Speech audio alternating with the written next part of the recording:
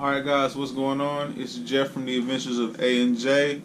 I want to start with chapter 22, the idea of, that's the idea Ochako, excuse me. I want to start with Meizo Shoji with Dupla arms, the guy with the octopus arms. He says that his favorite things are takoyaki and squid ink pasta. Now, takoyaki, I didn't really intrigue me by the name, but this is squid ink pasta. Never knew that. I never knew that. Alright guys, before we can get into the actual chapter, roll the intro.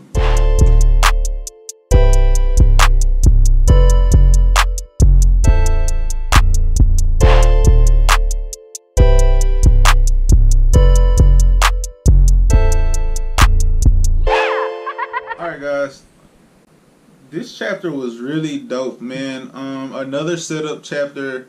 This chapter for me was a 7 out of 10. We can scratch that early, 7 out of 10. And it's another two-part chapter. Part 1 is what we'll start with, and then we can actually work ourselves through the chapter. So, All Might and the rest of the pro heroes, along with a detective on the police force, are sitting around a conference room discussing the USJ attack, and All Might is he's telling the events of the fight from his perspective, where he realizes that while Shigaraki can pose a threat, and there's he realizes that there's something off about him, and it's that he is childish. He is childlike, but on top of being childlike, it's his, I don't want to say innocence, but maybe his purity. The purity of his evil and ideology draws others in. He's a person that can convince others that his method and message are both correct. And that's dangerous, to have someone who can enthuse people to do wrong. Now, I'm not going to say Shigaraki is this, but a person who has tremendous leadership skills for negative cause, Hitler. Hitler is your example of like what happens when great leadership skills fall in the wrong hands. And almost like he showed us his quirk so early, and he planned to overwhelm us with numbers, and he threw a fit, and like you can see the nervousness in him when his plan broke down. All of that is uncharacteristic of the real villains, the true villains out there. Those are the guys that come in with not only a plan, but are level-headed and are prepared to execute their plan. And Shigaraki, for the most part, didn't have that. We saw that last chapter when he was talking to his master or teacher, when he was talking to the TV. And we saw the fit where he was like, man, this didn't go my way, this didn't go my way. And the teacher had to correct him and build him back up with positive reinforcement. And I want to say it is the principal, the little rat thing, that's like, well, that makes him dangerous, because him being childlike or immature makes him like our students, which I made the parallel last week, that he is going to mirror Midoriya throughout the story. He's going to mirror Izuku throughout the story, because he's going to progress on a similar path as the next big villain. It's the writings on the wall. He's been shown too early to be allowed to lead, to not be the next big villain. And for us to be introduced to his teacher when All Might is losing his, his ability to be All Might. He's losing muscle form All Might, so that he'll have to become a better teacher to Midoriya. He says it in this chapter where he's like, we gotta get you ready, and we gotta get you ready soon, because now I'm down to 50 minutes a day, where it had been 3 hours. But after passing his quirk on and going past his limits twice recently, it's shortened down to 50 minutes a day on average, where he can go 50 minutes one day and be done for the day, and go 50 minutes the next day. That's not to say that he can't go past 50 minutes. He can go past 50 minutes. I'm sure he can go 5 hours, but if he goes 5 hours, that might be his last 5 hours of ever using it, So he's having to tread about 50 minutes is his limit, where he has another 15 minutes the next day. And that's an interesting development. I think one more thing, and I kind of noticed at the last chapter and didn't say nothing about it, but the cowboy with dreadlocks has like this dialogue. He has a speech pattern where he says varmint and partner and howdy, and it's like he's very old western, like the general scope of old westerns. And he's got like the gunslinger.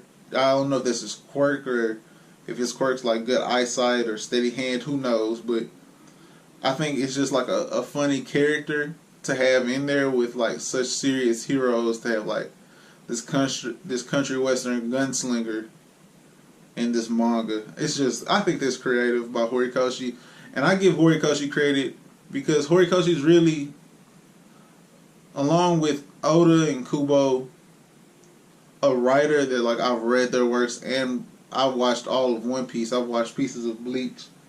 That like I just respect their work so much that like I enjoy comparing up and coming works to it. And Horikoshi's up there for me right now with his creative use of characters and how he's developing characters and bringing new abilities into the story at such a different pace than those two guys did, but like still following some of the same shonen tropes.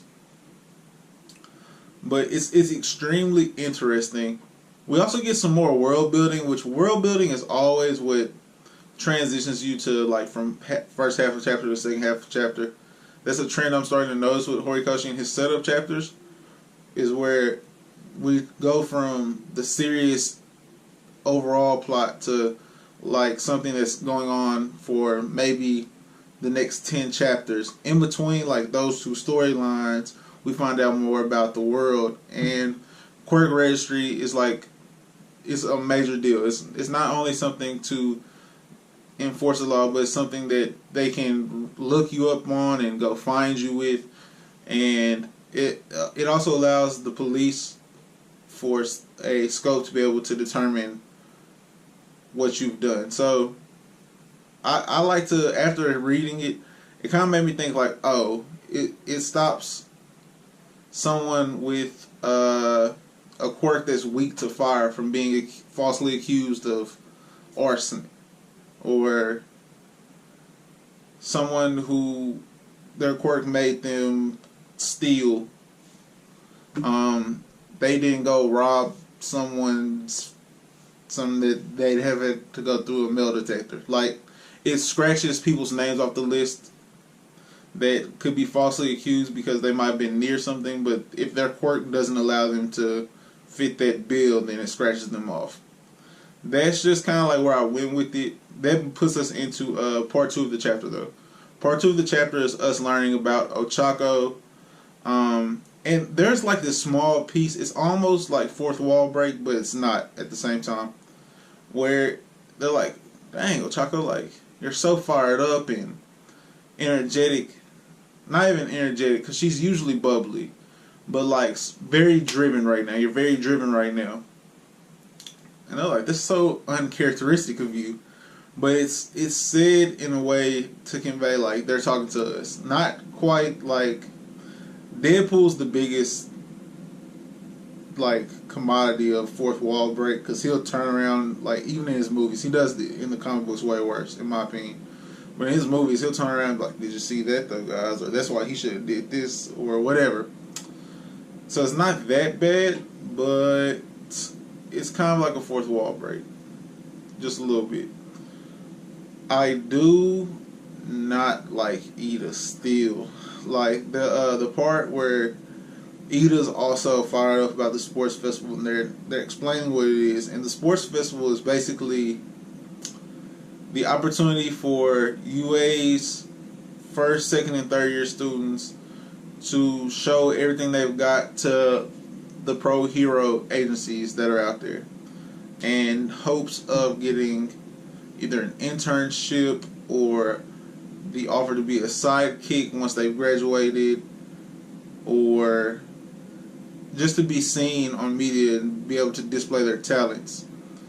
And with good cause, people who want to be the next great hero would come out here to perform well. It's like the NFL Combine in a sense, but even on a grander scale because you get 3 opportunities at it to go through. I'm sure this is their Shonen tournament arc coming up. It's about time. Like, it's about in the time frame, chapter wise, to introduce a tournament arc. Not only to get a larger pool of characters to be able to pull from later on in the story, but to show some growth from the first part of the manga to where we are currently. So that's where we're headed. It's going to be exciting. All Might rushes in during the chapter to talk to Deku about how they're going to have to speed up his growth, and villains are aware that he's slowing down, that he's definitely gotten weaker, and that his time limit is shortened. He said there's someone out there that's aware of it right now, so we need to speed you up to be the next All Might. And as soon as I read it, I was like, so does Deku want to be All Might, or does he want to beat All Might? Does he want to be the best hero ever, or does he want to be the best since All Might was the #1 hero? Because eventually that's where we're going to get to, where he's being compared to All Might. That's his goal. They have the same quirk. So it's going to come down to this: what does Deku desire to be? Does he desire to be a symbol of peace, or does he want to be the greatest ever? Because as much as I hate to say it, if we look pre-Michael Jordan, we didn't.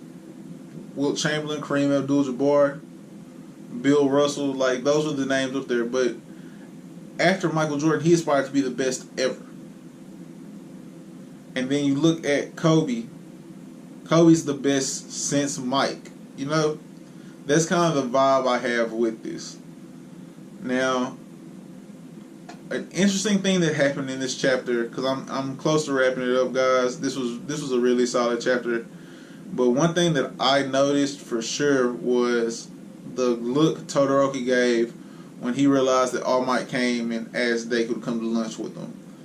And he was like, well, they do have, like, similar quirks like Suicide, and they All Might came and got him because maybe it was because he rushed in to help him fight the villains. And Todoroki's like, what?